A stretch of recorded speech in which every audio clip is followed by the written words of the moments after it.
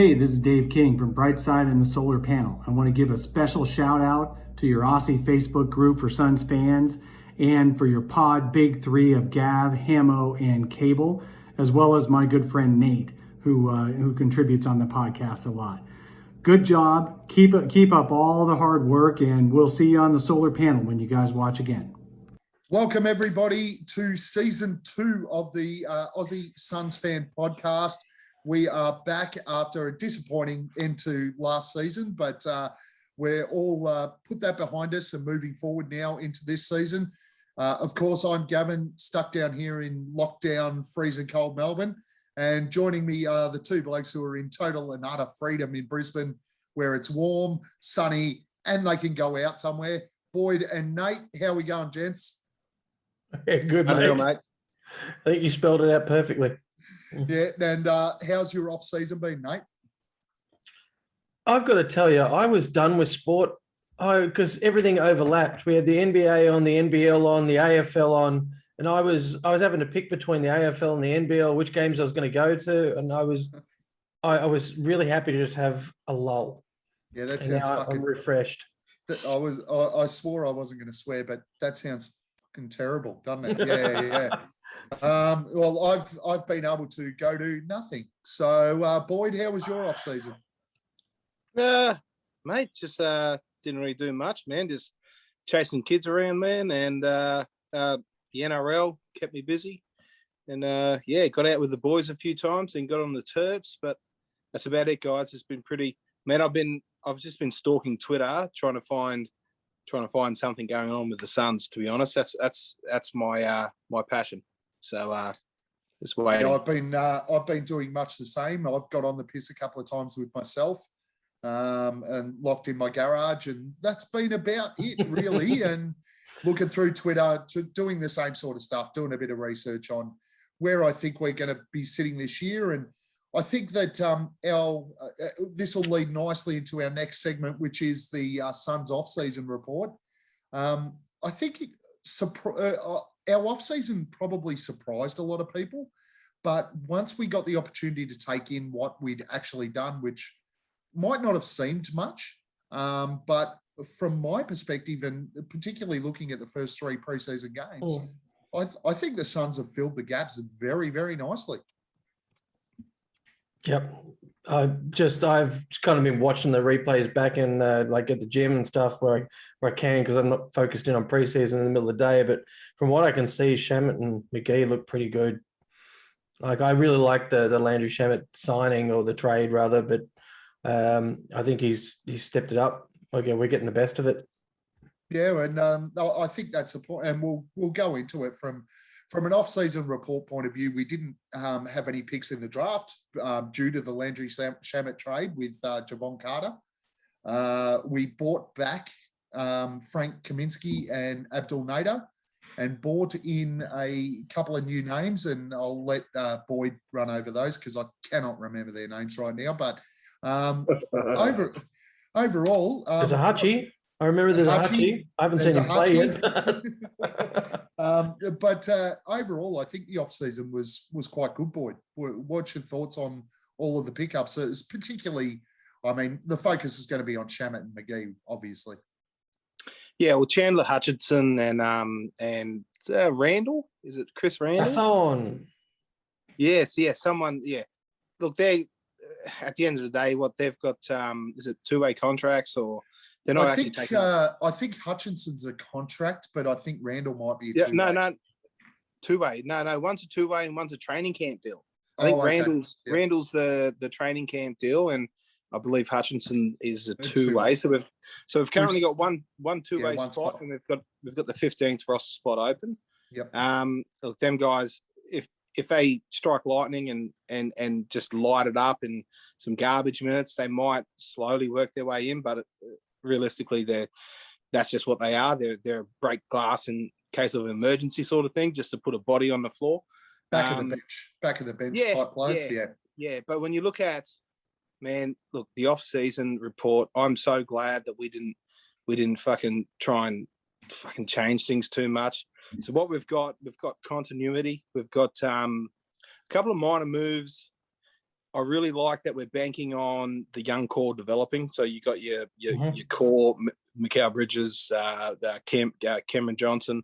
Them two guys, I think, is where we're going to get our most uplift, our most overall improvement is these guys filling out their game, attacking the rim more and just filling in the gaps of their game to to bring the overall team up. Because at the end of the day, look, I've only caught a few bits and pieces of the preseason games, more so the games against the Lakers. But at the end of the day, I think Chris Paul will likely lose a step or so. I noticed he was struggling to keep up on defense. I know it is only preseason. He's not trying to fucking pull a Hemi or anything, but not trying anything. yeah, exactly. He's there. He's dishing the ball. He looked his shot looked really nice today. Yeah. But yeah, no, I think he's just going to do him. He's just going to do CP3 things and just keep this thing moving along. And it's going to be the guys in that middle core, them young guys who are going to develop and take another step. And McGee, a veteran presence that he's going to have a similar effect to what Baines had on DA, keeping him honest in training. Just another big body with some skill and some he's got a bit about him. And then we got before you move on, Boyd, I think that's a really important point. The one thing I have noticed in the preseason games, and obviously that has to flow over into the normal regular season, but the energy that JaVale McGee displays on court, that's coming out in DA already. Yeah, 100% it is, and that'll keep happening too, because McGee's not there to bloody make up numbers. He's there to win. He's done it. He's accustomed to it. It's what he does. He's done it at a few different clubs, so he's gonna want to carry that on. Landry Shamet, boys, he was held back a bit, I believe, at Brooklyn, and his playmaking's been spot on. And I just think, as much as we all love Javon and we all love the idea of a little bulldog, a draft pick. That draft pick that we traded, and number 29, and Javon Bulldog Carter. Javon was never going to be able to do the stuff that Shamet does. No. And I think already we're seeing just that when Book goes off the floor and he comes on, it's just we're not going to we'll drop a little bit. Trajectory too, though. It's the trajectory that Javon had fought his way back in to stay in, but he wasn't getting any better. That was as best we were going to get. Yeah. Landry's potential is the value in that trade. Yeah, his upside's huge. Yeah, 100%. And he can put the ball on the floor, and he's shown he can create for others. He can. He's not a one-trick pony. He's not a two-trick pony. I think he's got a bit more to him than what he's shown in previous situations where he hasn't had that kind of team around him.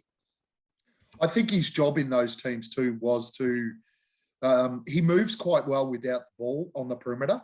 And we saw that a couple of times in the Lakers game today.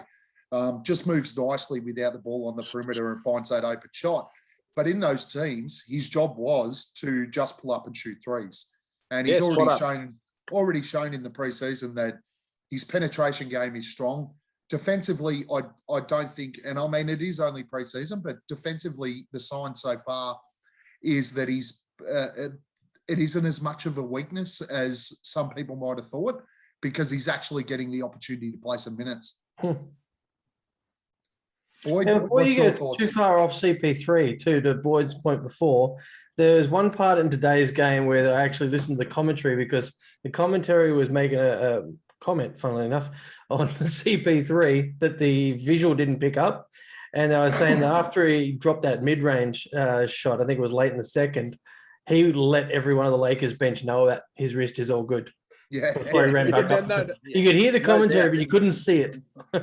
Yeah. And oh man, he, like, on offense, he still moves exactly the same. A lot of his good shit he does is based off the way he can just stop on a dime, and he's just very deceiving. So he's still got all that, and I don't think that's gonna age really well in his game. But yeah, I just think defensively he's just he's going to lose that step on defense. You know, the league's getting younger, they're getting a bit quicker. So yeah, and what he's an old man, so that can be expected. But it's not going to hurt us that much, I don't think. It's yeah, I'm glad we got him for 4 years, and I think he's going to see out that contract. Yeah, well, I read something from Dave, our old mate Dave on Twitter today, who does some fantastic Suns content, just in regards to what DA and Mikhail Bridges do from a defensive aspect. Forget the offensive side of things and everything else, just their coverage when it comes to players like CP3 and Book. That stops that penetration and allows them to catch up to the game. And the more I thought about it, the more I thought, geez, you know, he's spot on. These guys actually do, they're able to fold back, stop that penetration, allow these guys to catch up to the game defensively, which I don't think we probably paid enough attention to last year. But the more that these guys mature, especially DA and Mikhail, it's going to be more and more of an advantage to us, particularly with a lot of quick point guards in the competition that you just have to slow their penetration. We can't allow them to ISO on CP3, who's a great defender, always has been, but he is, 36 years old. So, yeah. Another thing that I've got, I really like this off season. It's not going to sound good, but our boys are all fully vaxxed. And we've got the mate Booker's got the monkey off the back. He's already got the antibodies as well as the vax. Mate. I mean, it's not saying he can never get it again, but dude, he's like fucking get out of the way now. Yeah. This let's have a good season with no interruptions. Yeah, well, Chris will be the same, won't he? Chris Paul, exactly. And look at fucking Kyrie Irving over there. Let's start a list. Let's add Wiggins to it. We're doing fantasy drafts at the moment, and like these guys are falling in the 7th and 8th round. You can't add Wiggins. Wiggins found out how much money he was going to lose and went and got vaxxed. Oh, did he? Yeah. Yes. I missed that. Yeah. They're tools, aren't they? He's like the rest of these hypocrites that march in the fucking city and go, you can't tell me to get vaxxed until they want to travel to Bali and get their $2 rub and tug. And then they'll all be lining up with their arms out going, quick, vax me. But anyway, the other thing I liked about our off-season is, I don't know if you guys have seen it, visually, and already in the games I've seen so far, Cameron Johnson looks like a specimen right now. Yeah, I think so, man. He's everyone always goes on about players putting on 10, 20 pounds of muscle in the off season. He looks, I don't know about the muscle part, but he looks a bit thicker. He's matured out a little bit, and it hasn't affected his movement from what I can see so far. He's staying with all these plays, and man, his defense has been good as far as look. I when I watch games, I miss a lot. I enjoy it too much, and I don't pick up everything. But from what I could see, there was no real sort of gaping moments where I thought, "Oh fuck me! Oh well, man, he's got shit." No, it looked pretty good. So yeah, Cam Johnson, he's attacking the rim a bit more, and he's what did he shoot? I mean, he had that game where he shot like 70% from three. Then then today he didn't shoot many threes, but he was still, I think, around about 50%. So yeah, attacked the rim pretty hard. But I think the impressive thing is that the one gap we really did have was someone that was able to develop the size to play the four on the defensive end. And Crowder can generally carry it okay, but he does get in foul trouble against big fours. Yeah. Cam Johnson will be able to support that now just with a little bit more size. Yeah, 100% now, and a little bit of a hot take, and I've heard it in the Twitter realm a bit. But what do you think of the possibility of Cam Johnson pinching some starting games from Jay this season? He did a couple last season, but do you think you reckon he's ready to make a leap big enough to dethrone Crowder? I don't reckon you do that to Jay just yet. I don't reckon you got to show some commitment to the contract you offered him and to the way we got to the finals. You can't it's a culture that thing, isn't it? Yeah.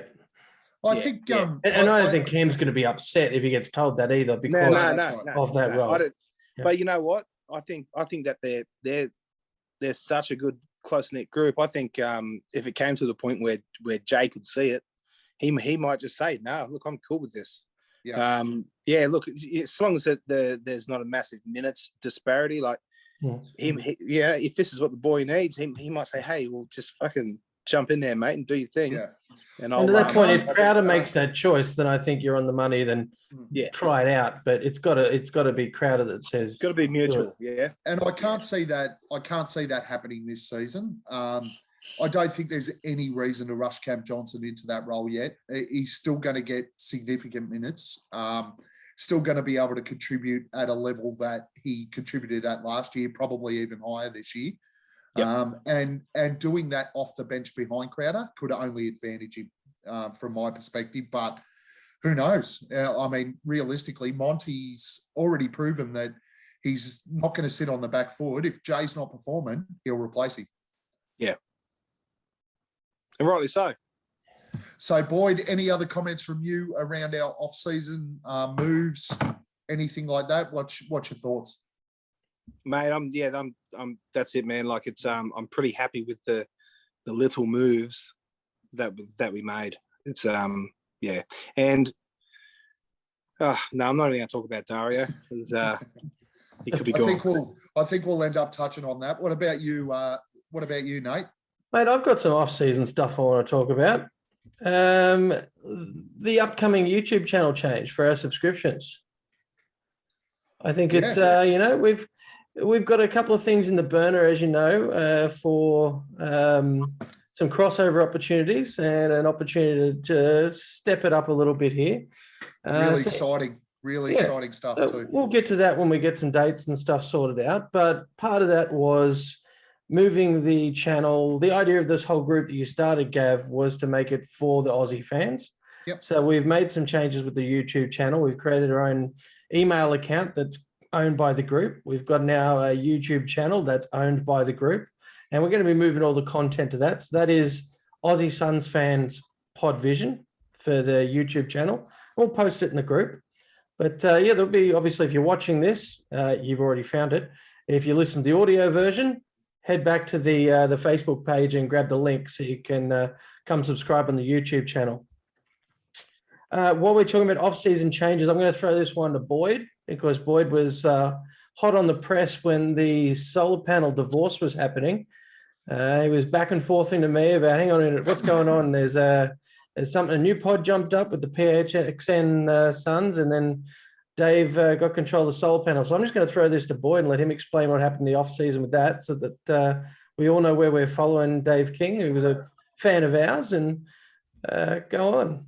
No, look, I don't really know much more than you guys. I remember asking some questions around it. So I originally, when I saw it all happening, I thought, oh, what the fuck's going on here? Where's the is there these guys had a Barney or something? Have they had a Barney and they're broken up, and you know who porked whose misses sort of thing? And that was to be honest, that was my first thought too. Yeah, no, because originally when remember back when Timmy Tompkins used to be in there, and he left and Saul jumped in. Yep.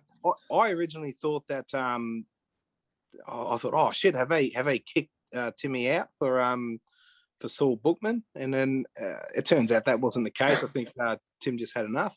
Yeah, Tim left the driving dish as well. That's I used to listen to that one all the time when he was on it. And I kind of tape it off because there's no more Suns content on the pod. yeah. But so apparently from what I got told is the guys over there, was it Espo and Saul and and the rest of it, they got that Gerald Bourget. Yeah, they got some money. Bouquet. And Lindsay Smith. Lindsay. Big Lindsay fan here. Got myself a selfie with Lindsay in Phoenix. Yeah. But so I think that they just saw an opportunity, and there was a gap there with Suns content, and they're all really good at it. I'm I'm sticking with the solar panel. I just love the solar panel, man. Yeah, Like, me too. I'm watching the PH. But was that driven from ESPN? The shoot solar off? panel? I don't know if it's the ESPN, but there's definitely funding involved with where Yeah, they okay. moved it to. So they're getting some kind of payment, which is more than what they'll get at the solar panel. So Yeah, okay. yeah, so I don't know exactly how that all ties in. I know they've got they've obviously got some good contacts, so they're getting some really good content come through it. But I don't know, is it as high as ESPN, or is it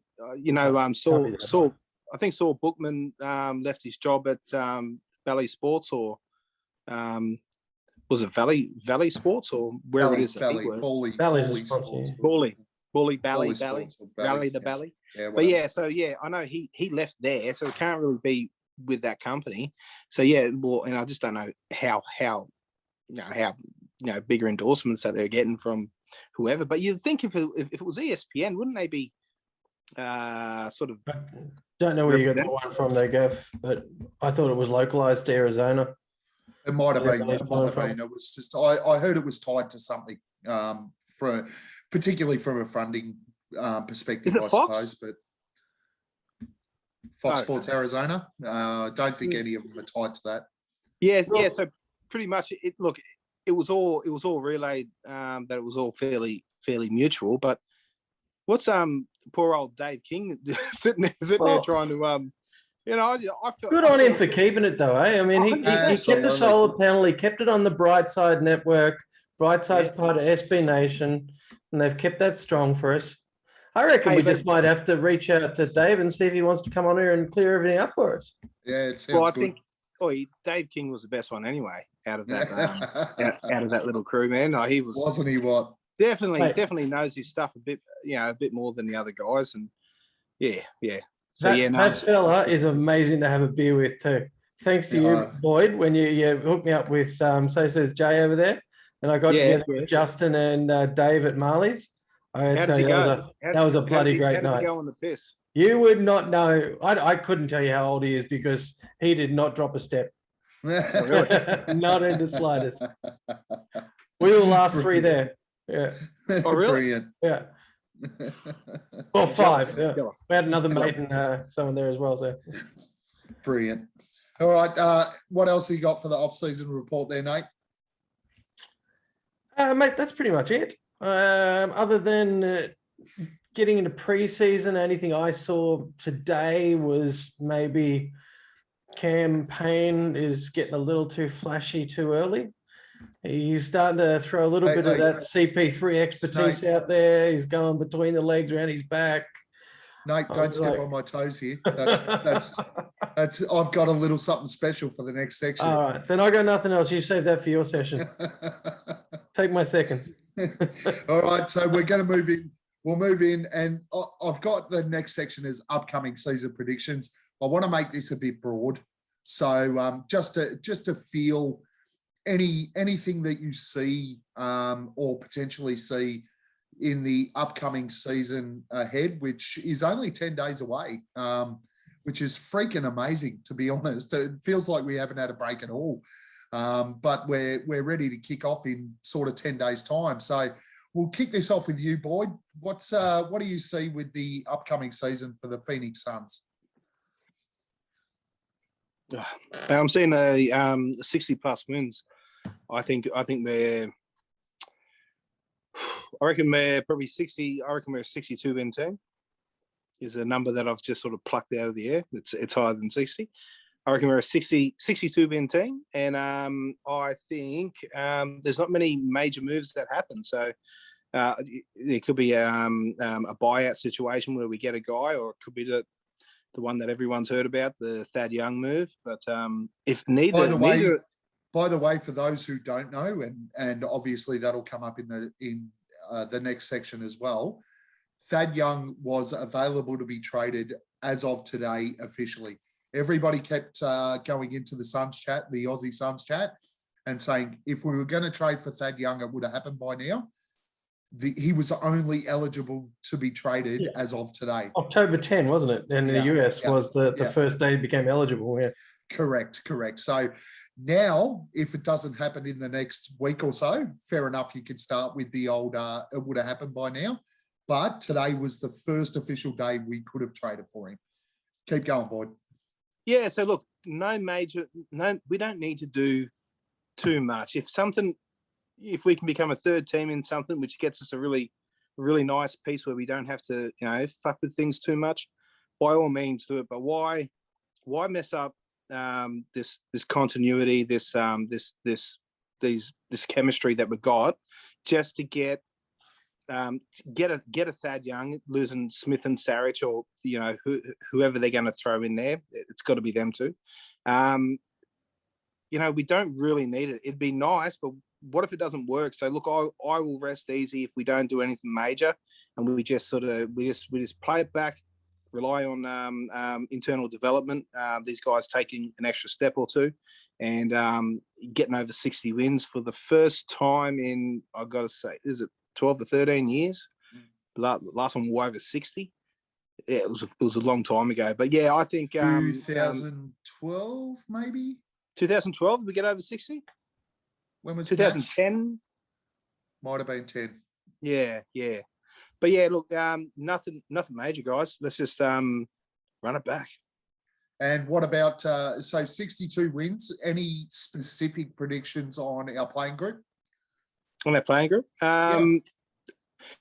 Well, six. Ooh, look, I think our guy Cam Payne is and I think Cam Payne, he took his $6 million a year, and I think all this stuff we're seeing in the preseason, shooting slump, okay, but he's dishing the ball well, and I think as much as you want to say he's trying too much and he's getting too flashy or whatever, perfect time to do it. You don't want him doing it during the 82 game schedule, so don't read too much into that.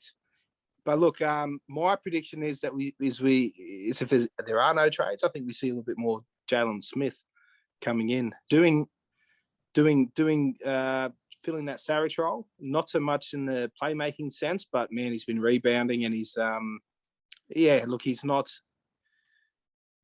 as bad as what we thought he was last year, judging by summer league and these few preseason games. So I think he may get a few minutes just at the end of the bench, but I think he's not going to be a guy that sits as much as he did last season. So I think, that's my prediction. 62 wins, and we might see a little bit more Jalen Smith if he's not traded. All right, so our last 60-win season was 2006, 2007. 14 years? Yeah. Well, You two are doing math now, huh? 15 That's years. fair. 16 years, 15 years. Nate, what do you got for us? Right, I don't have any specific predictions, but I did note something from just watching a few of those preseason games and just watching the guys in the court, watching their faces, watching the way they walk around on the court, watching the way they approach the game. They look like they believe it now. Like the young ones, the whole team believes they deserved what they achieved. No one's out there looking like it was a fluke. And I really do think, I'm not going to make the 60-win prediction that Boyd is, but I think they're going to be out there challenging everyone, saying we're the team to beat, and they look like it. The Throw us a attitude. number, Nate. Throw us a number. No, I'm not going to do that. I'm not throwing a hot take out. I wasn't even convinced coming into this off season that they would look the way they did on the court, owning it. I'm impressed. I think they look like I said, I think they look like they believe it now. All of them, not just a hot take would have been 82 wins. Me saying that, I drew it back 20, but that's a hot take. Are we even playing 82 this season? Is it going to be an 82 season? It's back to 82. Yeah. All right. So last year we played 72 and we were 51 and 21. So 20 more games. Boyd's calling 11 more wins. Reasonable. Fucking spot on. Sounds like it, man. Jesus. I think a 60 win season is almost going to be the expectation. The funny thing is that if we did this pod 12 months ago, our expectation would have been 30 to 35. And now we're talking about 60. How fucking magnificent is that? No, look, All right. So just at the risk of upsetting Boyd, my prediction for the year is I still think the Suns win between 55 and 60 games. I think we finish between the 1 and 4 seed. I'm probably narrowing that a little bit now after seeing the Lakers in preseason, because it already looks like they're tired and don't want to play anymore because it must be past their bedtime or something. I don't know. They're going to improve with LeBron in the side, but let's be honest, the greatest fear of all Lakers supporters was the fact that they recruited so old, and it already looks like those guys are old. They're struggling. So potentially maybe between 1 and 3 in the West for us. When it comes to the team in particular, I'm gonna make a couple of big calls. Number one, by the end of the year, DeAndre Ayton will be in the running for the Defensive Player of the Year. Yeah. His coverage, his movement, his improvement on defense has even just watching the preseason games this year. If you watched Ayton directly one-on-one with Anthony Davis in the 2 games he played, Davis was scared of DeAndre Ayton almost by the end of those games. He did not want to take the ball or penetrate at him. I think that DeAndre Ayton is really well positioned to be in the hunt for Defensive Player of the Year this year. Number 2, I don't think Mikhail Bridges will take as big a step as some people might hope he will. I certainly think that he'll take on a lot more responsibility, particularly around that similar elbow jump shot that Book and Chris Paul are so good at. And probably when those two aren't on the floor. And I think we'll see a spike in what Mikhail gives us, but certainly not to the level that some people might hope. I think we'll actually see more of a spike out of Cam Johnson. Already he looks very, very impressive. Not only his positioning on the perimeter, but his ability to penetrate into the glass. And we all saw the Chris Paul-like JaVale McGee pass today that hit Cam Johnson on the cut. I think we'll see a lot more of that this year. Hey, just quickly there, I want you to elaborate a little bit on Mikhail Bridges. Yep. Do you reckon he'll stay the same, or do you think he'll take any step forward? I think he'll take a step forward. Where do you think he'll improve? I think it's going to come with confidence. Yeah, absolutely. I think Mikhail Bridges will become our offensive transition weapon. So I think we saw a lot of glimpses of it last year where if the ball turned over, Mikhail sort of, along with Book, led our transition fast break offense. I think you'll see a lot more of that from Bridges this year. And that will increase his offensive output. And I also think that we'll see him take a lot more responsibility off the dribble and get to the elbow and take that jump shot, which we saw a couple of times today as well. Where I think probably last year he didn't do as much of because that was Chris Paul and Devin Booker's realm. But I think we'll start to see Mikhail Bridges do a bit of that this year. But there's a lot of predictions that and a lot of talk that Mikhail Bridges will effectively move into our number 3 slot.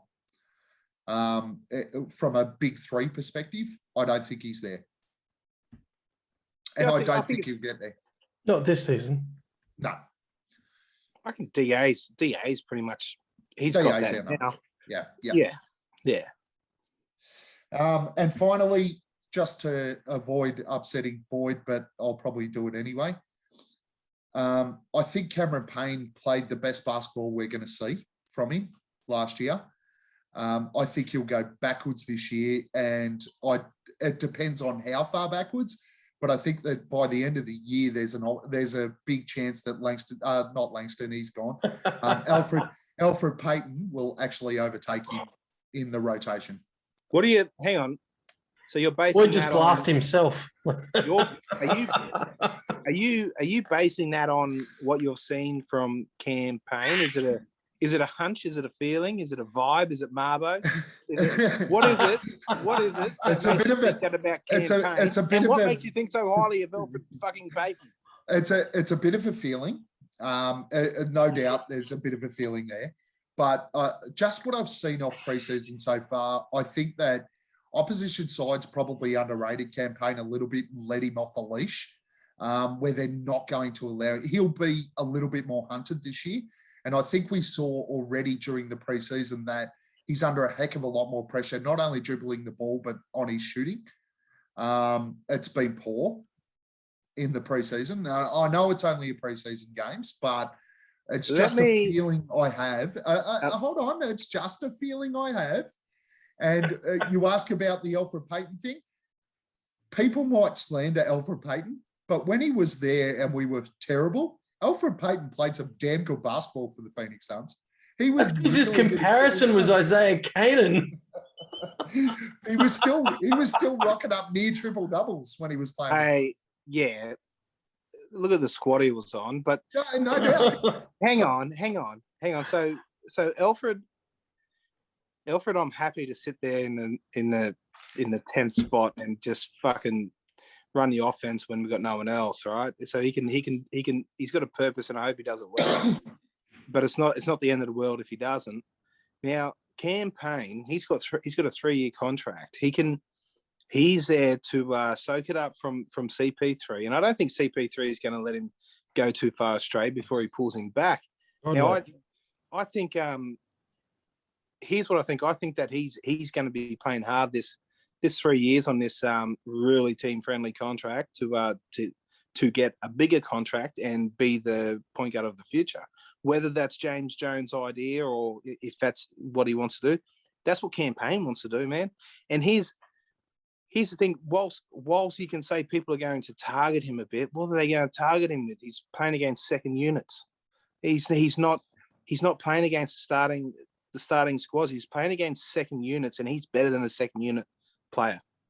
So I think he's not going to be caught out that much. And most of his preseason game and his summer league game, look who he's playing with. He got seven assists today, and he's playing a majority of that time with substandard offensive players.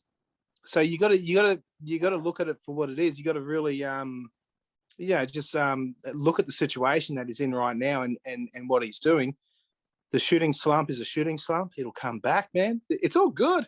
It's all good. Campaign, man. Don't get me wrong. I hope I'm wrong. I've got you loud and clear, mate. I'm going to be. I've got a receipt. I've got a receipt right here, and I'm holding it. I'm holding it, bro. And that's why we record these things. That's absolutely right. Everybody's going to have a receipt for me if I'm wrong. And don't get me wrong. I do hope I'm wrong. But look, I know what I'm like, and I'm wrong very rarely. Take that shit back to Kmart and get a refund. What are your thoughts, Nate? Look, I actually think Cam preseason, he kind of showed up. He kind of did what we want him to do rather than what he wanted to do. But the flashy between the legs stuff and the fancy passing, I mean, I hope you're right, Boyd. I hope that's just something him and CP3 have been working on in a mentorship kind of role, and he's just getting it out of the way in preseason, and then he'll knuckle down and put the blinkers on when it comes to the game time. But it's preseason. I don't put too much weight on preseason. No. I've been to a preseason.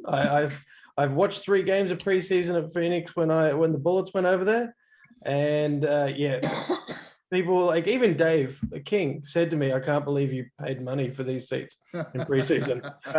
So I'm not putting any weight on it. And look at last year's preseason. We were zipping 4, and all Suns fans had massive meltdowns about where we were sitting at the start of preseason last year. So. Yeah. Okay. Next segment. Let's move on before Boyd jumps through the screen and bashes me in the head with a crowbar. Potential moves before trade deadline. I'm not even going to ask you, Boyd. You've already brought this up and touched on it. You don't think anything will happen. Nate, do you believe any moves will happen with the Phoenix Suns before trade deadline? Well, I mean, like everyone hears the same thing. We all listen to the same pods. We all hear the same, flex statements. All you got to do now is look at Sticks, and I'm looking at his performance from summer league to preseason, and I don't quite agree with Boyd that he looks as good as his numbers in preseason. I think he's still getting them at the time that you'd expect someone to perform, but it's also raising his value. Now, is he raising his value, or is he trying to stay in Phoenix? I don't know, but I think if James Jones finds a taker for him looking good, he's gone. Yeah. Because I think if you never know when someone's at their highest value, and none of us thought he'd be as good as he looks right now. So I would not be surprised if he's out the door. And I'm not just saying for the Thad Young thing that everyone's talking about. I think the way he's playing now, other teams might knock and bank on the potential as well. And I wouldn't be surprised if we cash in on it. No, and I'm pretty much the same. I think the only moves that we're potentially going to make involve Sticks and Surridge.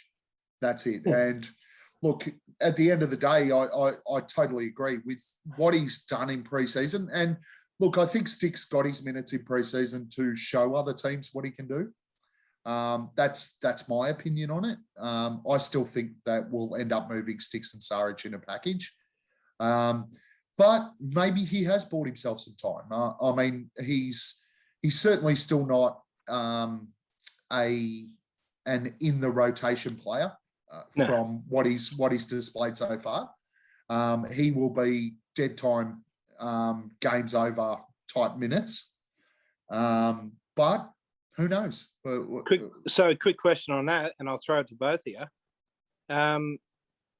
You got an option of Thaddeus Young on his contract, losing Sticks and Surridge to do it, or Kevin Love in a buyout, sort of towards the buyout, whatever it is, just before mid-season. I'd take Kevin Love every day of the week, but I don't reckon they'll buy him out.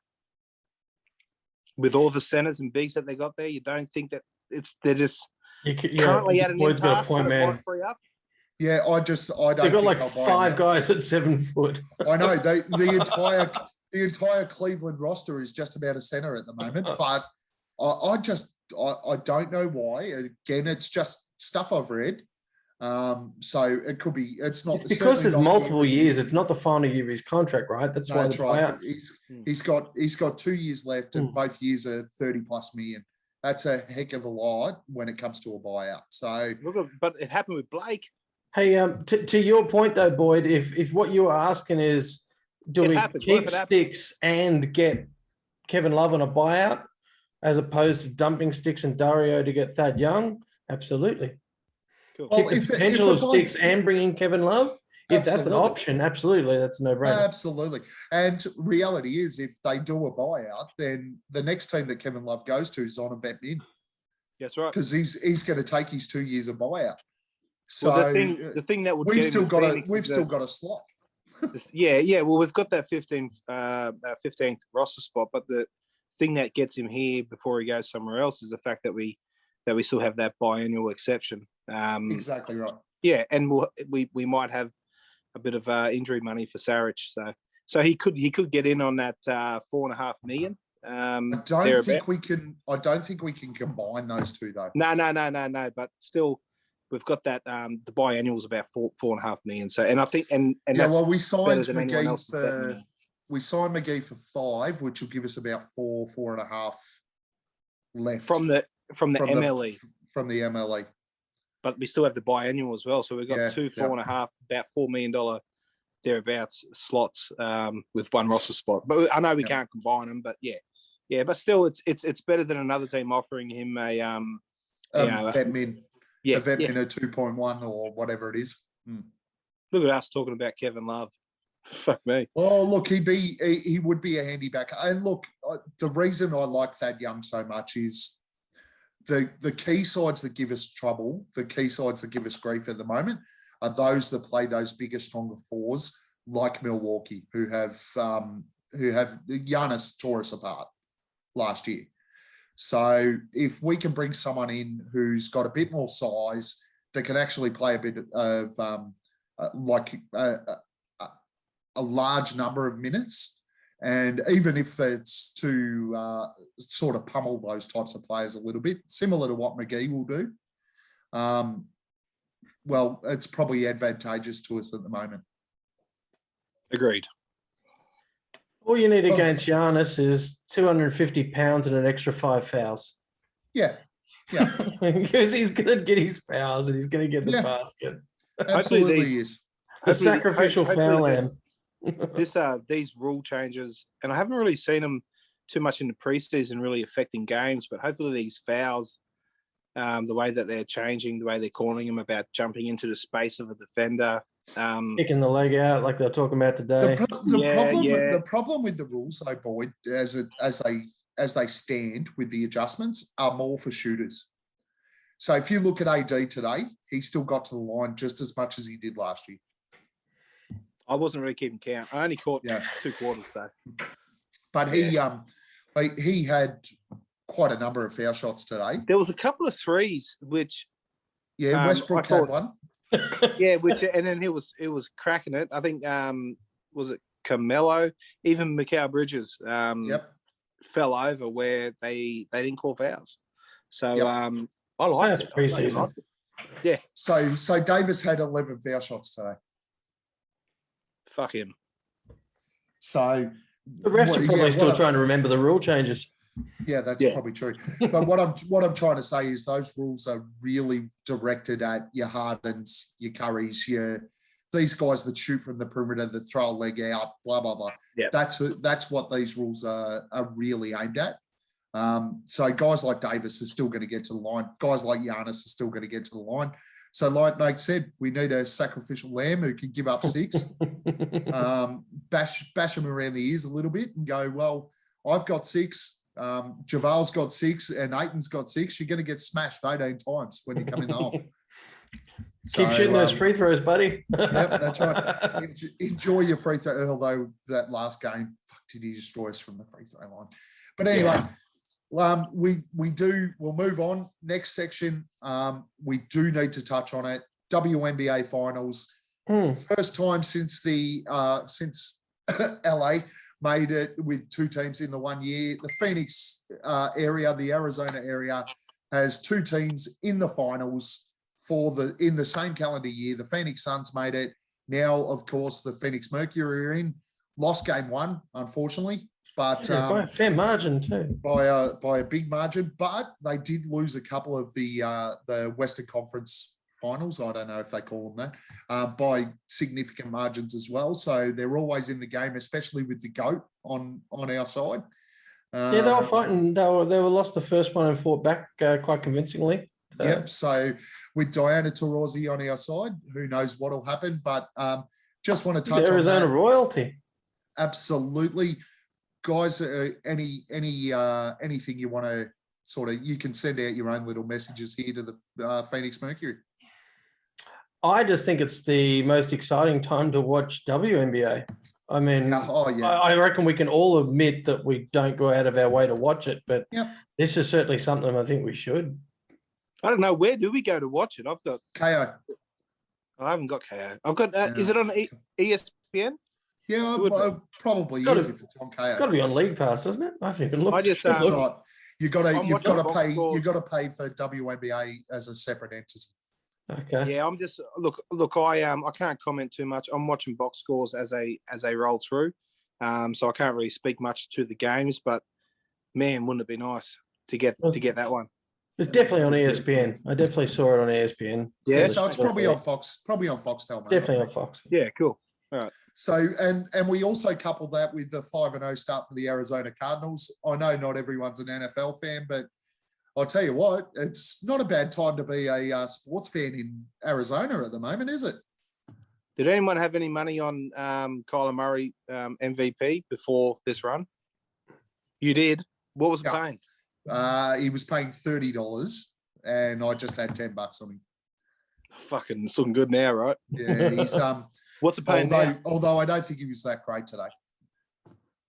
Well, I don't watch NFL. I can't fucking watch it. But anyway, He was pretty ordinary today. The whole offensive line, apart from DeAndre Hopkins, was pretty ordinary today. So, but yeah, no. As an All Arizona, I've got to add to that, if we're talking outside of basketball, is go to a Coyotes game because it's a big.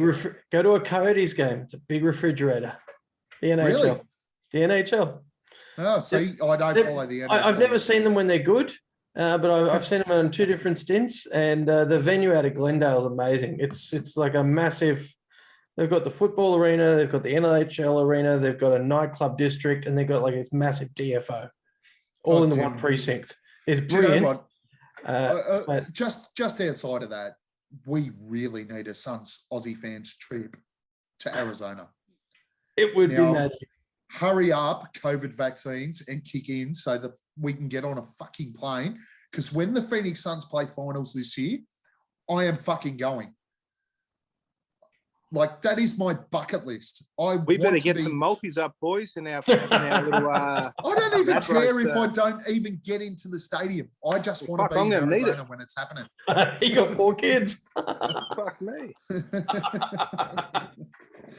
All right, our last segment, and obviously we've changed the segments up a little bit, everyone. So let us know on the Facebook page, on our YouTube comments, everything else. Let us know if you want us to make sure we incorporate Flog and Player of the Week again and all that sort of stuff. But at the moment, we've pulled it back out because Nate said we had to be more professional. But our last segment, what we're going to do is each week on the pod, and it can be the guest, it can be anyone, whoever's got a hot topic they want to roll with. I've got the timer out. We are going to call it 60 seconds with, and our first person who has nominated himself is Nate. He wants to roll out 60 seconds on the topic of his choice. So Nate, when I say go, the 60 seconds start, and we're going to cut you the hell off afterwards. Right. So, Nate, here he goes. 60 seconds with Nate, the hand, the man, go. Coming into the preseason, we did not have an arena sponsor. It was going to be the Phoenix Suns Arena. We now have the Footprint Center. We have to get used to saying the Footprint Center. It is the footprint. There is going to come sayings with that. I'm not even going to go into what they are right now because what more important is that it's all green. Now, I'm not going to get political on this one because I think the partnership's actually really good, but let's quote Rob Sava. What we are creating is a living innovation lab for footprint. So essentially, they're basically going to get rid of everything plastic. The idea is that everything plastic, the guys that started this basically found out that plastic is poison. They started this other company to recycle everything into alternate goods. So everything, cups, paper, plate, everything's going to be paper. All the plates, the forks, the knives, everything is going to be some reconstruction of biodegradable material. And that is going to be the Footprint Center. So basically, the Footprint Center will basically become a big guinea pig arena because it's the first time this has been tried. You know what? Team values. Time's up. Well, why are you opposed to it? Apart from the fact that I'm not. Straws suck ass. Why are you opposed to this? It wasn't actually a rant so much as it's the first time this has been done, and the team is still valued at $1.55 billion. So it can't be all bad. Now, look, the Footprint Center guys. Did you say cardboard straws suck? The paper straws that you get at they're fucking horrible, those things. Anyway, keep going, Nate. Yes. Look, what is it? One of the managing partners of Footprint, Swope, he says, we're going to transform the way stadiums and events are handled relative to materials and waste. So it's definitely a forward-thinking move. And you know what? If it goes around America, I'm sure it'll make some kind of difference. Look, I think the important thing to note here is that from a global perspective, this sort of behaviour is becoming more and more prevalent. Yeah. I know certainly within my business, it's a significant driver to everything that we do. And decision making wise, and all carbon footprints, and Which might lead to why the company is named Footprint. Yeah, and so you know what? Look, I applaud them for being innovative and giving it a go. There's a lot of companies around the world that are going that way, and Boyd brought it up. But please don't put fucking paper straws anywhere. I'm happy with everything else. Just get rid of straws completely and go, here, drink out of the cup. Look, Yeah. the one part I like about all of this, the media statements and all the quotes that are made, is the fact that it's mutually viewed as a partnership, not a sponsorship. Yeah. So they really do see what they're doing as, we want to do this in arenas. Rob Savers said, well, I'll partner with you and let you trial it with ours because I think it's a good move forward. It's a multi-year, 7-figure deal that they're not calling a sponsorship, they're calling a partnership. And, you know, Footprint Centre is a lot easier to say than Talking Stick Resort Arena. That's absolutely a very good point. No, it's great to see that the Suns are trying to be progressive, and particularly in a world where this is becoming more and more prevalent. So, well done, Suns, and just don't put paper straws. Okay, guys, it's been an absolute pleasure again. But one more thing I want to touch on, which I didn't put in. It's going to annoy the shit out of me. Our first game, 10 days' time, actually 11 days' time, on the 19th our time, I think it is. But we play the Denver Nuggets. Is this game just going to be the Suns in 4 game? Well, it's going to be the same lineups. I love it. You love the Suns in 4 guy? Oh no, not that part. I love that we've got a good strong match to kick things off. There's no I got no problem there. I'd love that. Jump straight into it. But Suns in 4, you'd think it's going to spark up again, or it's going to be everywhere. Someone's getting punched. Oh. I reckon I'm really looking forward to a matchup, and I know it's not positional matchup, but Michael Porter Jr. and DeAndre Ayton. Given the contract negotiations that are going on, given the tension in the air of the fact that Michael Porter Jr. got the max, Ayton's camp is looking for the max and hasn't signed it yet. And that's the first clash. I think it's going to be sexy. So what do you think? We really should touch on that. The Yes. Bridges and Ayton extensions. We should have touched on it in the off-season report. But what's your thoughts there, Nate? Well, they've got an order. They've got to happen in order, right? So Ayton's got to get his first, and then we'll deal with Bridges. So I reckon it's, he's got to get the max. I don't know what the camps are waiting on. I don't know what the argues. It's got to be all the extras that get written into a contract. That's exactly what it is. I don't know. And then Bridges, I mean, he's sitting there and he's got to wait. Yeah, they've got to look after the number 1 pick first. Yeah, and I don't think not stepping on anyone's toes. I don't think Bridges gets done before the deadline happens for the extensions. And I think that both Bridges and his camp and the Phoenix Suns are all pretty content with that. But I think Ayton gets done. I'm with you, Nate. I just think they're looking at the bits and pieces, the incentives, the kickoffs, all that sort of stuff. I just can't see how Ayton doesn't get done and at the max. Boyd, what's your thoughts? Yeah. Ultimately, Ayton's got a bit of leverage now after what's gone down with the other guys. But you know what? It'd be really nice to lock them both up.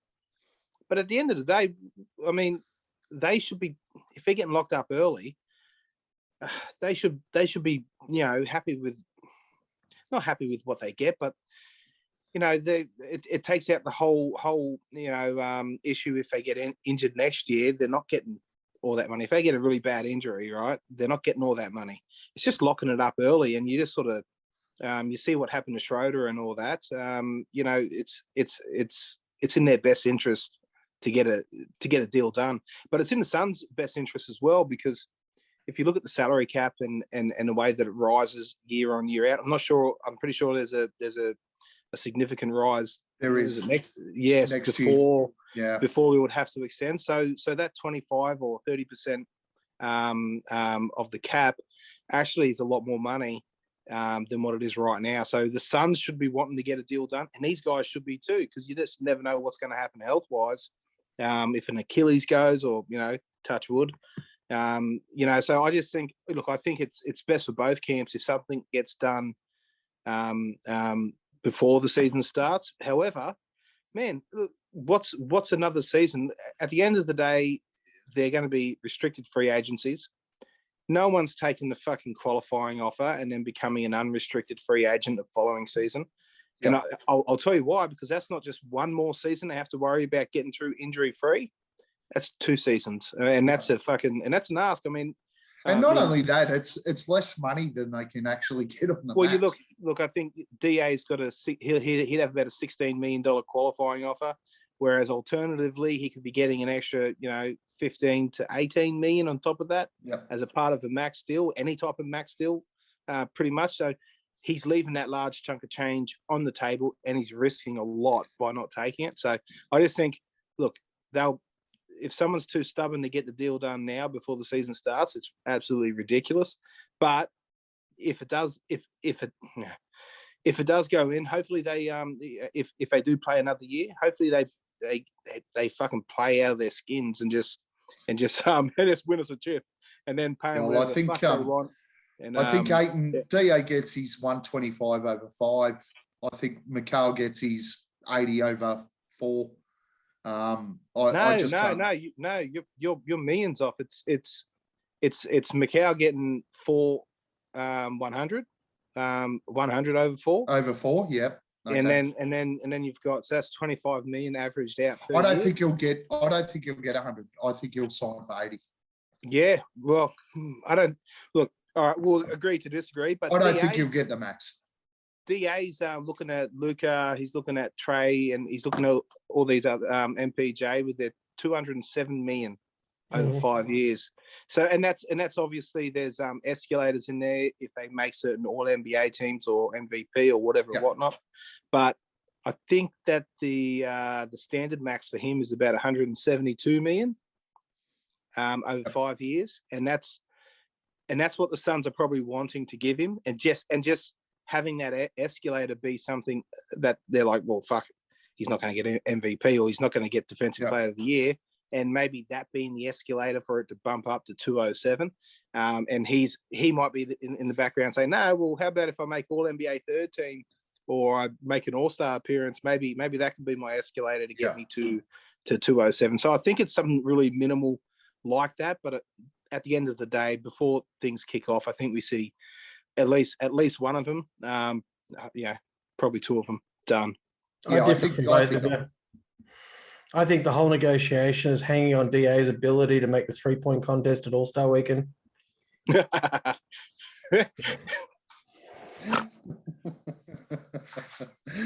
Look, it may just well be.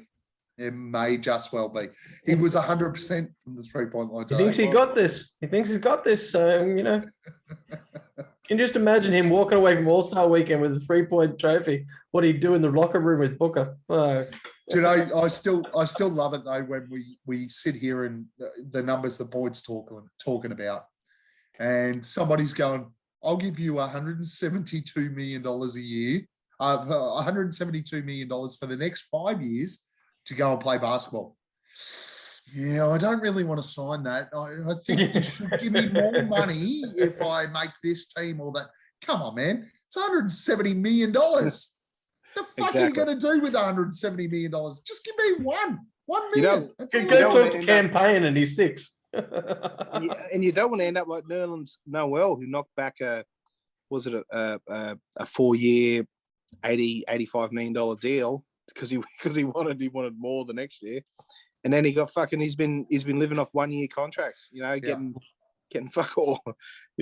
So you don't want to be that. Or Dennis Schroeder this year, who was 85 million over 3 or something like that. The Lakers offered him, and what's he on? 8 million, 9 million. Big Boogie Cousins, man. And then he got injured all them times. I think the Pelicans were offering him somewhere between 20 and 25 million a year, and he just kept getting hurt. Now he can't find a squad. Fuck. Yeah, vet mints. Yeah. It's the best he can get. Anyway. All right, gents. Thank you very much. Fantastic to be back. Love talking Suns with you guys. 10 days. We're almost there. We're ready to kick again. We've got the Nuggets up first. Now, we will have to have another pod pre that game, obviously, because we need to get our multi on. So we will pod again probably the day before, maybe 2 days before, which is, I think there's 2 games on opening day of NBA season this year. So we might pod before those 2 kick off. But and then by then, Saric and Jalen Smith will be traded for Thaddeus Young. It's your call. Another receipt. Hey, just if I'm going to jump in there, just for those watching the Pod Vision on our new YouTube channel, we'll flick that into the Facebook group as well. You can see that I've left the arena and I've jumped outside of the downtown metro. Going to get the hell out of here. So I think as an extension of that, guys, it's really important that everybody likes all the videos we put up, subscribes to the videos we put up, or subscribes to the page on YouTube. How many subscriptions did we have on the last site, on the last YouTube? No channel? idea. Don't actually know. We'd have to ask Cable. There was about 20 late 20s in subscriptions and about 70 constant views. So there was a few double views. Okay, so that's crap.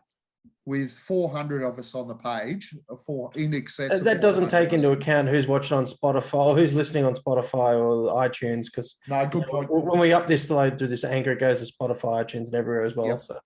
So make sure you follow, subscribe, Spotify, YouTube, whatever else you listen to. All that does is actually gives us the opportunity to extend our reach. As Nate mentioned before, and as Boyd mentioned before, we have a couple of really exciting things coming up this year with crossovers, stuff like that. So we just want to make sure that we're building the following, because that's what's going to get us the opportunity to develop a lot further in what we do. So make sure that you do all those things. They're easy. Click a button. I know if most of you are like me, you'll subscribe and barely ever look at it again. That won't matter. It'll help us. So make sure you do it. Just keep watching Dave King's tribute video to our crew at the start of all these. Just send yourself a little reminder why we do this. Yeah. That's exactly right. Plus, we all love talking Suns for you guys, and hopefully you all enjoy watching it. We do it. Yep.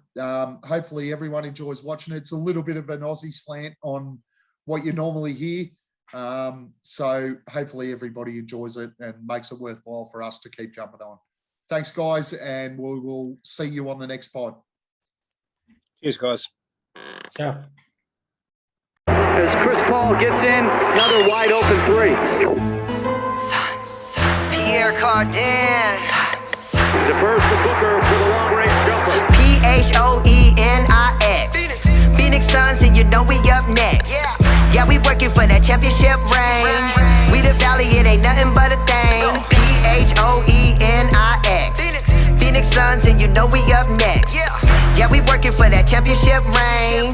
We the Valley, it ain't nothing but a thing. Chris Paul bring a dinner with the dish. D-Book on the corner with the swish. We the Valley, hating with the dump. Posterizing, now the crowd getting pumped. We the best, I ain't talking about Cali. Who's next? Never winning in the Valley. Can't wait for that championship rally. Send them home, send them back to Cali. Stand up if you're down for the Suns. Put a finger in the air, we number 1. Phoenix. Phoenix Suns, and you know we up next. Yeah, we working for that championship ring. We the Valley, it ain't nothing but a thing. Phoenix. Phoenix Suns, and you know we up next. Yeah, we working for that championship ring. We the Valley, it ain't nothing but